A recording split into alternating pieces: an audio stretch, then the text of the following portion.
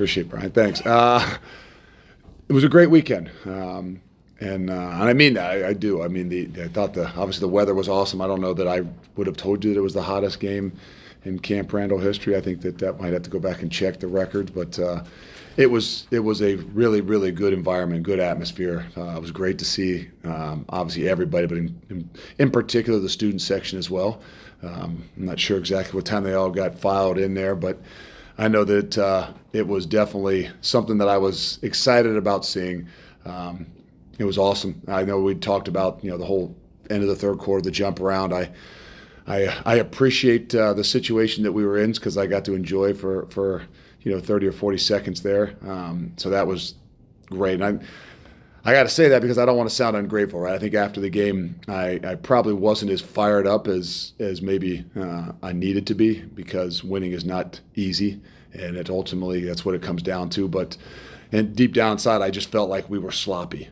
And I think that's where, to me, it's hard to be really, really excited when you just don't play the sound way, and some things that we had put a great emphasis on. And it's awesome because it gives us an opportunity to kind of come back here this second week and this entire, practice opportunities to really kind of focus ourselves back in and to recognize the things that we didn't do as well. But there's some great things as well. I mean, I think that obviously the way we ran the football is to be noted for sure, right? I mean, both Ches and Braylon had incredible days. I know there's some stat with, the leading rushers in the Big Ten and only 100-yard rushers, maybe on the weekend in the bigger conferences. So they had a great, and I think that was awesome for them. It was awesome for us to set a kind of a tone and a tempo to make sure everybody understands that, we're a physical football team. We're going to run the football. We were good defensively on third downs, maybe not as well as the stats look. I think there was a few of those third and longs that they got into situations where they could go for them on fourth down. But if you really look at it, I think that's the difference in the ball game. I think we were they were 2 of 15 on third and fourth down, and we were had done exceptionally well on fourth down. So there's a lot of really good things to build upon, and as we go into this week, we're going to definitely build upon those things. Luke, I don't know how much you've looked at what Washington State's quarterback can do. Have you? Yeah, quite a bit. Okay, a little. I just didn't know how far along you were, but a little different than the guy you just faced. Now, their coach said they want him to stay in the pocket more than he's been in the past. But is he still a threat if your rush lanes are not where they need to? Oh yeah, I don't think he ran as much as last year as he did in game one, and I think maybe that's what they're kind of referring to. But it was a situation that they were in, and he was aggressive, and I think that it's definitely noticeable, different than what probably we had watched from our game last year. We didn't watch a ton of other things on them last year, watching a little bit more, for them in particular, what kind of offense they are this year, and obviously studying game one.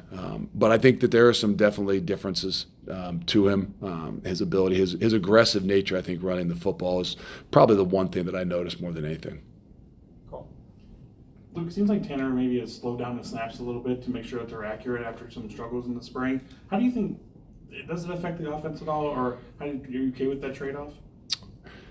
I'm not sure what you mean by slowed down his snaps. The snaps themselves are a little bit slower than he was trying to do in the spring. Oh, you mean actually the speed of the snap? Yeah, okay, I thought you meant the speed of the tempo of the game.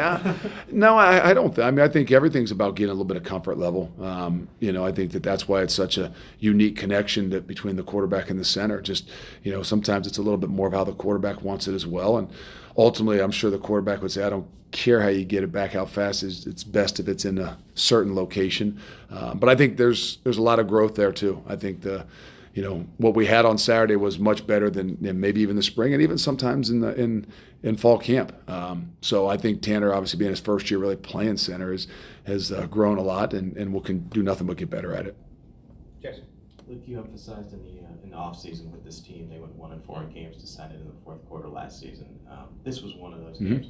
How much will you discuss last season, even though you guys weren't here as a staff? And is that part of the messaging going into this? Oh, yeah, it is. I mean, you studied last year as well because it's still a lot of the personnel, right? And so a lot of the things that you're looking at least offensively from them last year, there's some similarities, obviously, what they've done, but you're looking more at personnel, tendencies and things like that, whether they're offensive linemen, whether they're the backs.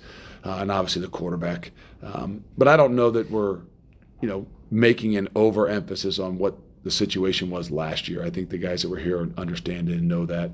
There's a lot of other things for us to focus on, being our first, road trip, road challenge, and obviously a great challenge for us.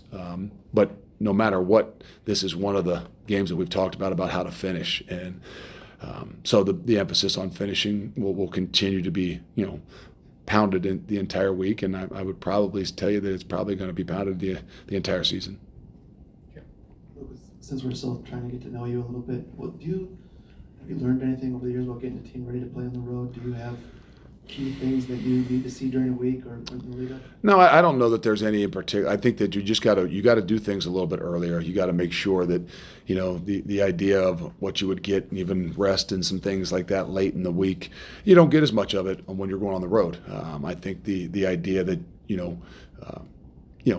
specific things, offensive and defensive, that you have to do to be successful on the road is critical. And I'm not telling you something that any other coach wouldn't tell you, but you can't go on the road and turn the ball over. You can't go on the road and not be able to run the football. You can't go on the road and have incredible amount of penalties. Those are things that are really difficult when you're in an environment that's not your own to overcome. So that whole idea of being disciplined and playing clean that we emphasized last week, and why I didn't feel like we played the way we should, and that sloppiness is the things that are going to be key for this week.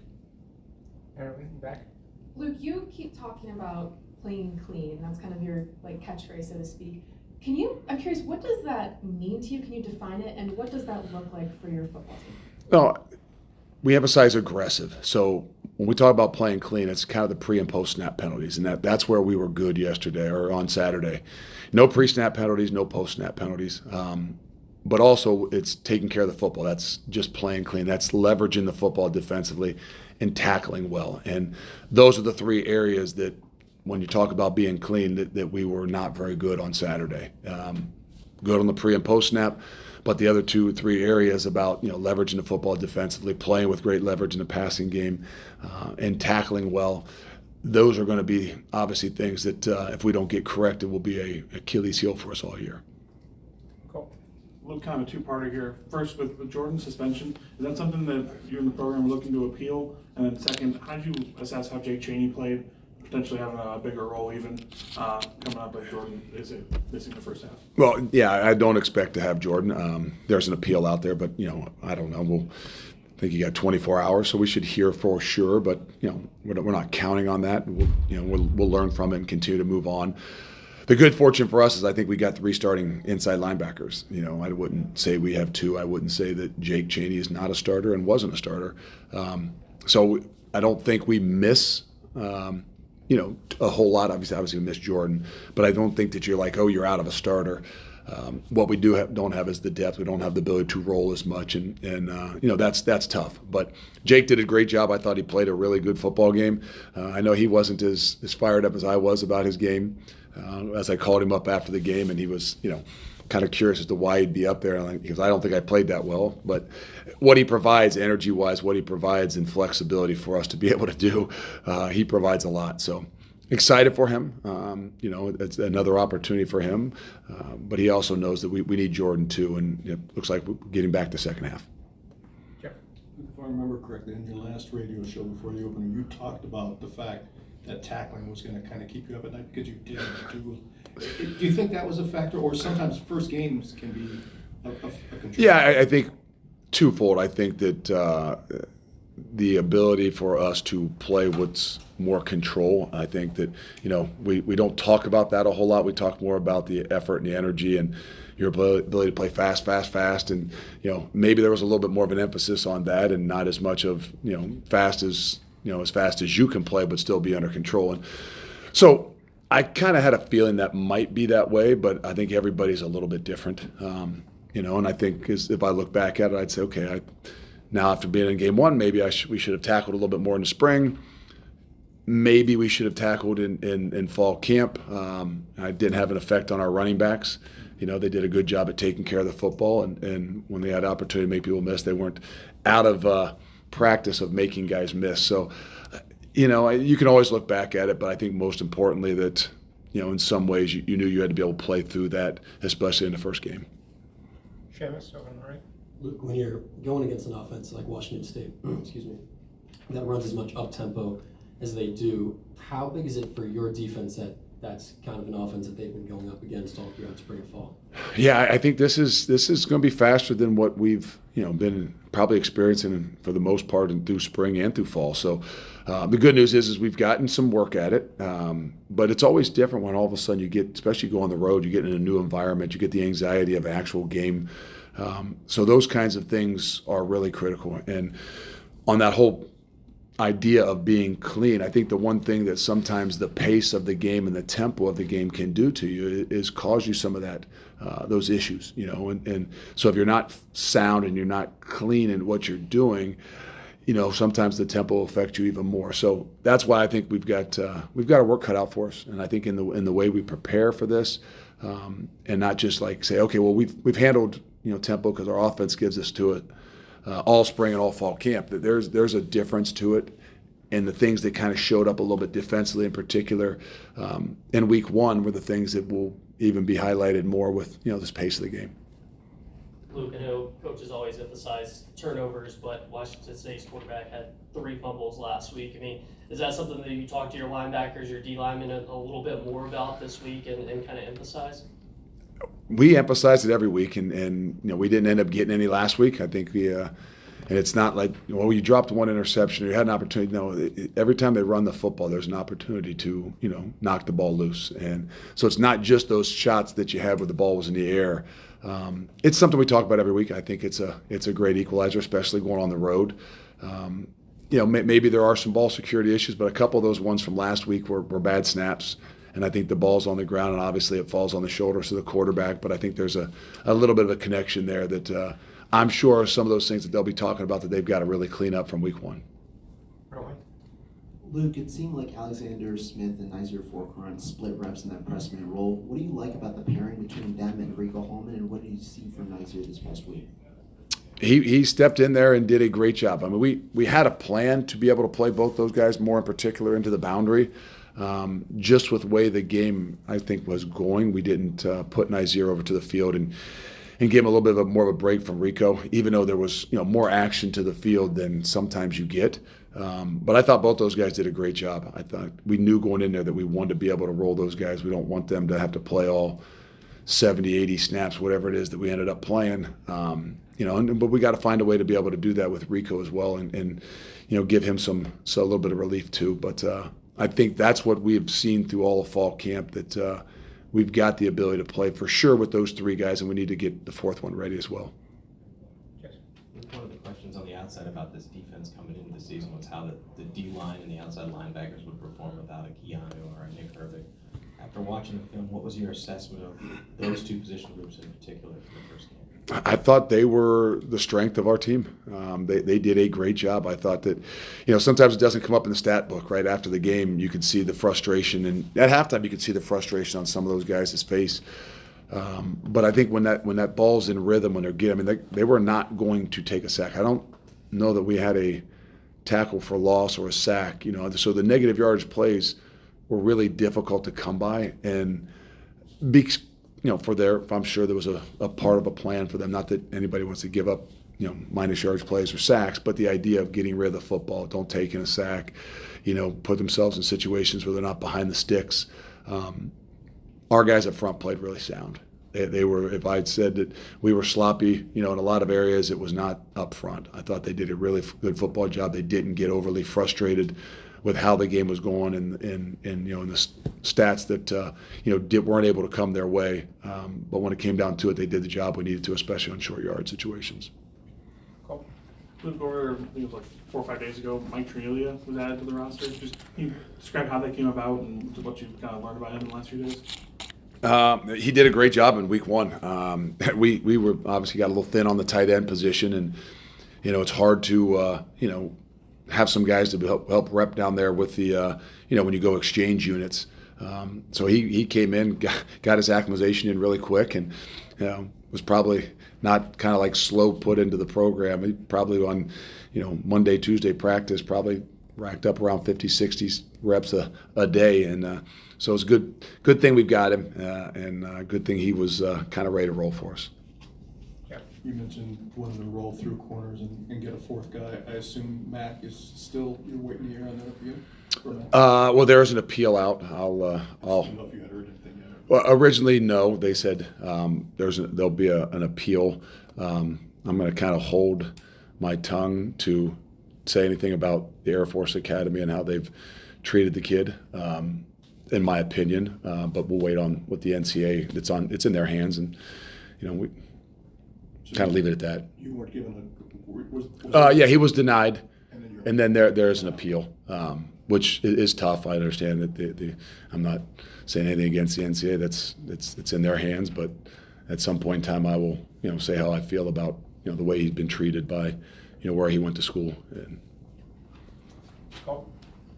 I've talked to a few of your players about glue guys in the locker room, and somebody that's come up a few times. What guys? Glue guys. Oh, okay. One of the guys that's come up a few times is Sean Timmis.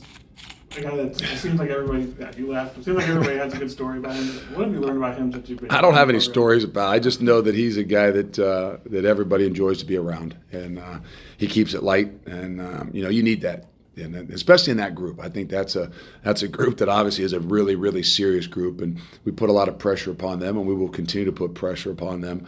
But he is a guy that does not take. I don't say it's bad. Take himself too seriously. He has a great sense of humor. He is a incredible team player, meaning that he's been here for a few years and he still doesn't bat an eye at going down there and being a part of the exchange and giving guys great looks and working every single day.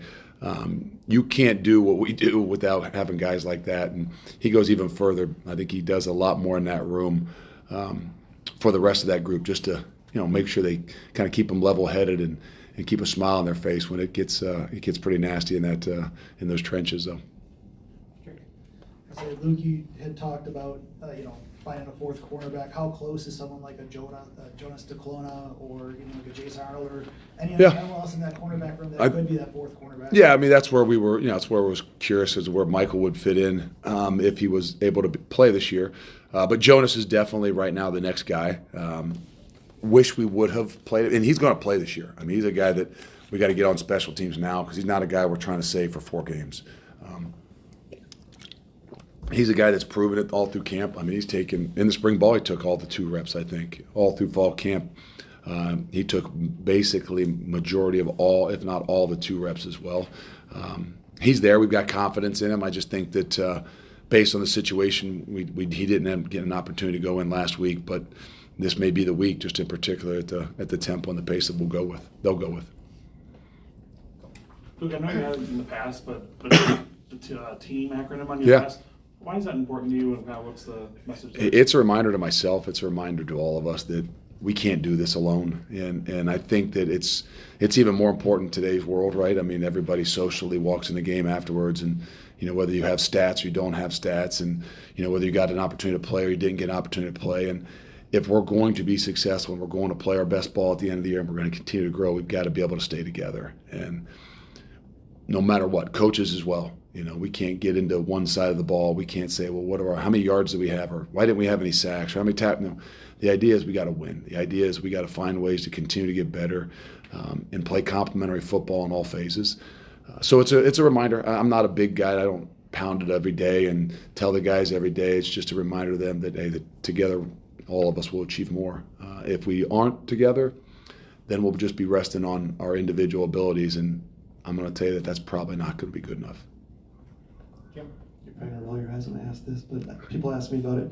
You were dressed in black on one of the hottest days of the year, but that's kind of a thing for you, right? Like that's your game day attire. I mean, do you consider like just coming out in white or red? Or something? No, I don't. I mean, it's probably the same exact attire as every day at practice, whether it was when we get later in the year where it's going to be 10 degrees out, or it's going to be what the day earlier in the year was 98 or 97, where they didn't want us to go outside, or they were starting to ask what we were doing different. And I'm like, we're doing nothing different. We're going to continue to practice and go about our business, be smart, but we're going to play in this. And it just happened to be game 1, hottest game in record. So I think we're ready for it.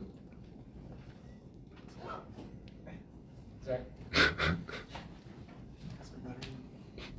Johnny Cash. How would you assess Kamoe's day? I know, obviously, you talked about Yeah. the tackles. There were some issues there. Yeah, I think he struggled early. I think the thing we look at for him is more so the second half. I think that, you saw him say he settled down. I think we've got to have the ability with those guys to be able to roll a little bit too. And if a guy gets into a situation where they, get over aggressive, they get out of their, norm of what they need to do, then you got to be able to settle him down. And he's an emotional guy, and I love that about him. But I think that until the second half, I don't think he kind of calmed down a little bit. And, game one, I put it on myself a little bit too of trying to rile guys up. And all along, we have effort and attitude. Effort eliminates mistakes. And it was not a lack of effort. And I think it just, probably overtook him a little bit in the first half. He had some missed tackles.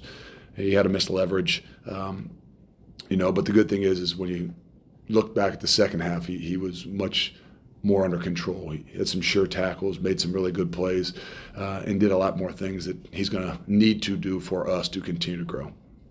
Henry, back. I have a non-football question for you. Uh-oh.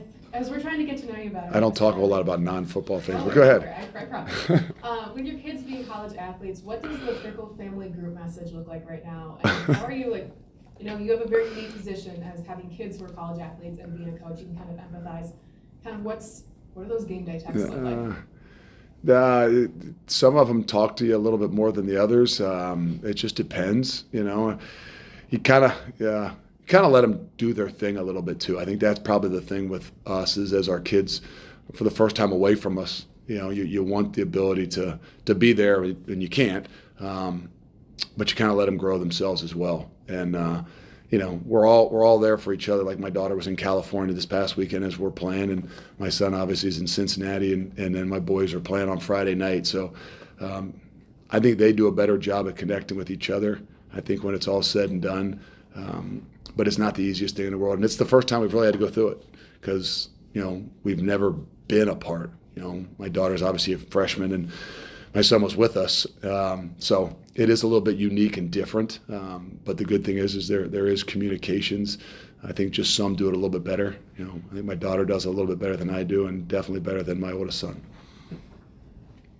Yeah, just building off that real quick. I mean, we saw you were down at the volleyball game in Indiana, and then obviously you were at the Edgewood game on Friday night. I mean, what's been finding that balance for you been like, especially in these early stages? There's not a whole lot of balance probably, but there's opportunities when they have them, you try to take them. And we were fortunate that was the first Saturday where we had a chance to breathe and got a chance to go over and spend a few hours there with my daughter and supporting her. And then, about 10 minutes at the Friday night game because it's hard. I mean, we make a specific for how we handle our Friday nights, and I kind of pounded the guys. It's about, you only get 12 guaranteed opportunities, and we're going to make these special, and we're going to hang out and be together. So, to be able to get away maybe for 10 minutes after dinner and then back over to hang out with the guys. The good thing is my family in particular understands. We're all in this together, and we know that as we took this journey, not just this one, but even the last one and the ones before that there's going to be some things that we have to give up. There's some things that we're going to have to sacrifice. But when we have opportunities, we're going to use them, and we're going to make sure they're quality time. You said on Saturday you didn't see Tanner's first interception. Just going back and having a chance to watch the film, I mean, did you see anything different from his play or anything that you went back and wanted to talk to him about? What was kind of your second thoughts on No, the watch? I saw the play. I just didn't see exactly how it happened. Or, I think we do a decent job at not replaying some of the plays on the scoreboard, which I think I might talk to. Sometimes I'd like to see, it's just so in your mind you can kind of clear it. I wasn't sure exactly what happened. I wasn't sure if it was somebody underneath. It was a guy that was covering him, undercut it. It's not one you got to talk a whole lot about. I mean, it wasn't a great throw. He underthrew the guy, and he knows that. He doesn't need a grown man to walk over there and ask him what happened and to say, hey, you underthrew that. Yeah, he knows he underthrew it. I think it's important on the other one, if he needed to, have somebody talk to, I'm sure Coach Longo and them, making sure that if he didn't see where it came from as to why it happened. But in those times, he doesn't need another person like myself to come over and kind of ask him exactly what happened and try to give him a little bit of opinion of how to correct it. My big thing is to look at him to see what his demeanor's like. How does he handle it? And if you look at both those plays, who was the first guy down there to make the stop? And to me, that's a big deal. You know, you can hesitate, you can get mad, you can throw your hands up in the air, then all of a sudden you act like you're going to make the play and you don't. And in both of the interceptions, he made the play. The one he made the guy cut back, they ended up falling, but they end up getting no points out of that. You know, and he makes the tackle pretty much on the second one. And to me, that's more of what I want to see more than anything else. Anything else? Good, thanks.